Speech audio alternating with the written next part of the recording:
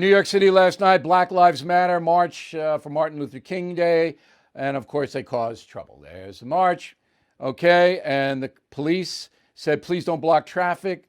The demonstrators threw bottles, vandalized property, and attacked police. 11 NYPD officers hurt, 30 arrests. And Black Lives Matter continues to be a disruptive force. Okay? Now, this will get worse under Joe Biden, especially in the blue states where these protests, I can guarantee you, none of them in Manhattan, that's where this was last night, will be prosecuted. All dismissed.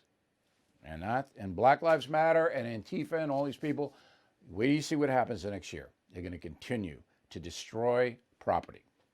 And the press won't even report on it. Cancel culture update. Now, tomorrow, I am going to give you a solution to the cancel culture. I've come up with it. It's genius, but it's good. Now we just need somebody to step up and do it. But I'll give it to you tomorrow. All right, so you know Senator Josh Hawley got his book canceled by Simon & Schuster because Hawley was one of the politicians who said we should have a 10-day pause to investigate alleged voter fraud. That's all Hawley did, all right? So Simon & Schuster cancels his book. Regnery Publishing picks it up. It's a op-ed in the Wall Street Journal by publisher Thomas Pence of Regnery saying why he did. I thought it was a very good op-ed.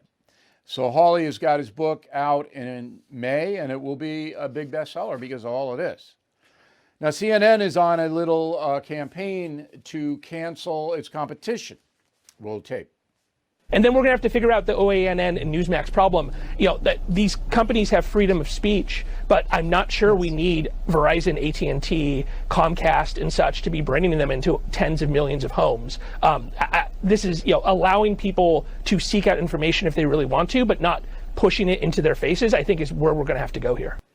Yeah, so he wants all the cable companies to throw Newsmax and OANN off the air. That's censorship, of course. Why don't we throw CNN off the air? CNN reported falsely about the Russian collusion for 3 years. Let's throw them off the air, right? Now, in the Washington Post, a columnist named Max Boot, B-O-O-T, he goes further than this. All right, Boot wants Fox News. There's a nice little hat there, Max. Very good. Was that a 2-for-1 deal? Did you get a little another hat with it? Or I don't know if I would pay for that outright. But there's Max Boot, Washington Post. And I used to like Max. He's a talented writer. He's gone.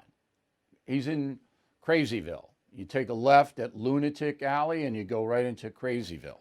So here's a quote from Max. Large cable companies such as Comcast and Charter, which carry Fox News and provide most of its revenue in the form of user fees, need to step in and kick Fox News off the air. And if small competitors such as One American News and Newsmax continue to incite viewers, they too should be booted off, says Max Boot. So this is fascism, pure fascism. Is what they did in the Soviet Union. It's what they did in Nazi Germany. It's what they did in Tojo's Japan. It's what they did in Castro's Cuba. That's what they did in Venezuela. This is fascism. Cancel culture, that is a nice name for fascism. Well, Joe Biden is going to be president, and we may be in for some economic uncertainty. That's why now more than ever, I recommend you diversify with gold and silver.